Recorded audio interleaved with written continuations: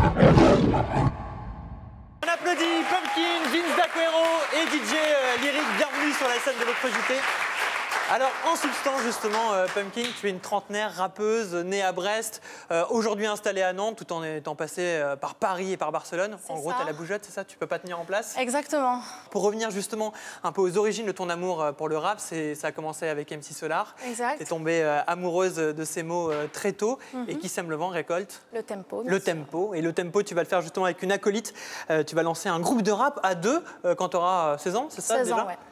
Parce que quoi? Parce que vous partagiez quelque chose un peu... Parce qu'en fait, voilà, je rappais un peu en secret dans ma chambre et un jour j'ai rencontré une autre meuf et elle faisait pareil. On s'est dit qu'à deux, on serait peut-être un peu plus courageuse pour faire de la scène et du coup, on s'est dit, voilà, on va monter un groupe de rap comme certains montaient un groupe de punk à l'époque, tu sais, sans savoir rien faire. On s'est dit, on fonce, on y va. On y va. Bon, Ouais. elle a abandonné entre-temps, mais toi, tu as continué. Tu as été déterminée, tu as sorti un premier EP en 2006 et puis ensuite un album. Et votre dernier projet s'appelle Peinture fraîche, pour retapisser justement les murs d'une nouvelle aventure. On va en parler dans la table en bois de l'autre JT pour continuer à déballer les cartons et parler de ton rap en fusion. Mais tout de suite, un extrait. Diguer des disques, une bistrot, musique maestro, stress, laisse fuck le fisc, file sans métro, souriante au bras de mon homme jusqu'à l'outro, oisif et hardcore dans un lit immense, pratique intense de mon art, provoquer la chance, des mots d'amour en boucle, le dial, horizontalement d'écran digital, plus d'écran végétal, sur la caducité de l'heure dans la ciudad comptable.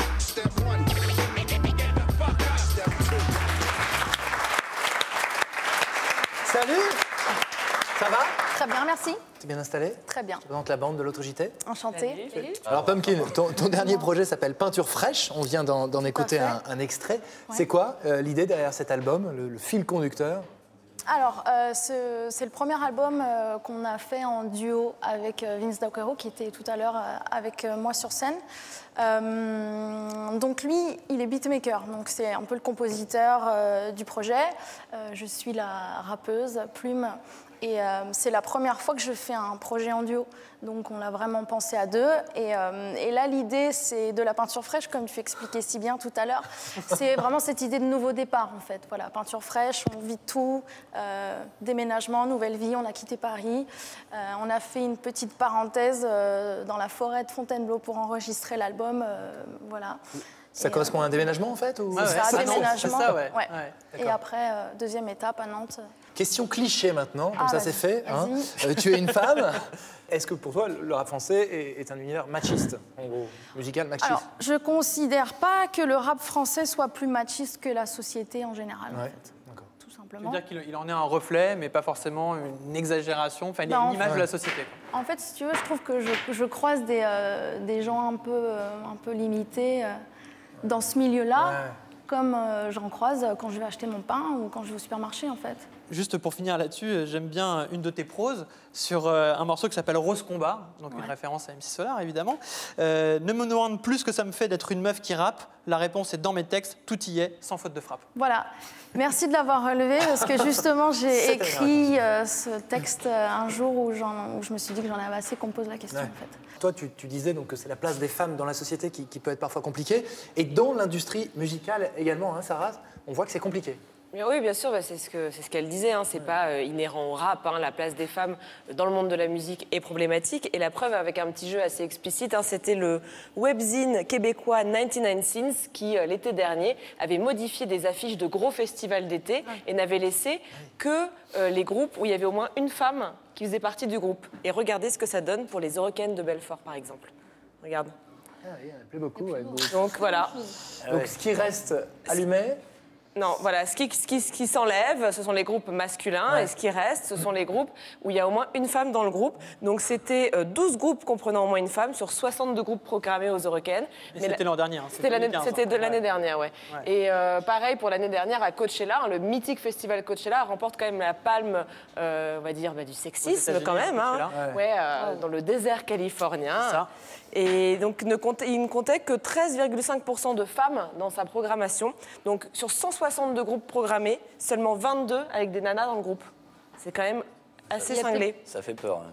Et malheureusement, on pense encore, et même ça se met dans la tête des femmes, qu'une femme ne peut pas produire un album, que c'est des trucs de mecs, que tout ce qui est technique, c'est des trucs de mecs, et qu'une femme, en fait, peut être que chanteuse ou interprète. C'est en train de changer, mais on est encore quand même dans ces clichés-là, et c'est pour ça que c'est bien qu'un festival comme Les Femmes s'en mêlent existe, parce que ça fait 19 ans que ça existe, et on en a toujours besoin. Le concept justement du festival Les Femmes s'en mêlent, c'est une programmation 100% féminine pour donner une visibilité et une vitrine aux femmes qui sont souvent, comme tu l'as très justement montré avec ces affiches-là, mises sur le bas-côté de l'industrie musicale. Justement, est-ce que toi aussi, Pumpkin, ce manque de place, tu l'as ressenti en se disant, tiens, comme s'il y avait, je sais pas, des quotas de femmes, par exemple, sur les festivals, on se dit, voilà, c'est moi contre une autre, tiens, ils ont déjà une femme, ils ont déjà un groupe, c'est terminé. Ouais.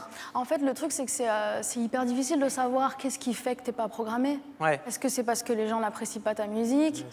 Est-ce que c'est parce que t'es une meuf? Est-ce que, voilà, c'est toujours assez compliqué, les gens ne te disent pas réellement. Par contre, parfois, on me programme parce que je suis une fille. Mais ça aussi me gêne un peu par moment, parce que je me rends bien compte que parfois, on n'a pas écouté ce que je fais, et on me programme parce qu'il faut absolument faire une soirée rap féminin, et on aura fait, voilà, on va inviter les filles, c'est mignon, c'est joli, ça rappe, et on aura fait la soirée, et on peut passer à autre chose. Et ça, j'avoue que ça me fatigue, en fait. Alors, Pumpkin, tu t'engages aussi, puisque le 8 avril prochain, tu seras en concert pour un projet qui s'appelle Contre-coup, qui dénonce les violences faites aux femmes. Tu peux nous dire un mot de ce projet, c'est quoi? Bien sûr. Alors, Contre-coup, c'est un projet de compilation qui a été lancé par la journaliste et ex-fémène Héloïse Bouton, que vous connaissez peut-être. C'est donc un projet de compilation qui réunit 12 ou 13 artistes féminines. Tous les bénéfices de cette soirée et de la compilation sont reversés à l'Institut en santé génésique, qui est un institut qui aide, accompagne et soigne des femmes victimes de violences qui viennent du monde entier, et notamment qui fait de la réparation de clitoris pour des femmes qui ont été excisées. Et donc ils font un travail de malade, ils ont très peu de moyens, et voilà. Ah oui, tu as fait un morceau donc, spécialement pour ce festival-là, pour cette opération-là. Ouais. Ah, donc c'est le 8 avril prochain en concert. Hein. Exactement. C'est où exactement le concert? Alors c'est dans une petite salle bar-resto dans le 11e arrondissement de Paris, et ça s'appelle l'entrée des artistes, et c'est pas cher, et j'invite tout le monde à venir, bien sûr. Voilà, puis l'entrée des artistes, c'est donc une salle qui te correspond bien, puisque oui, Pumpkin est une artiste, et je pense qu'on l'aura compris ce soir. Ok, c'est noté, Pumpkin. Merci beaucoup d'être venu. On termine cette émission avec toi. Et ton morceau, Louder, plus fort.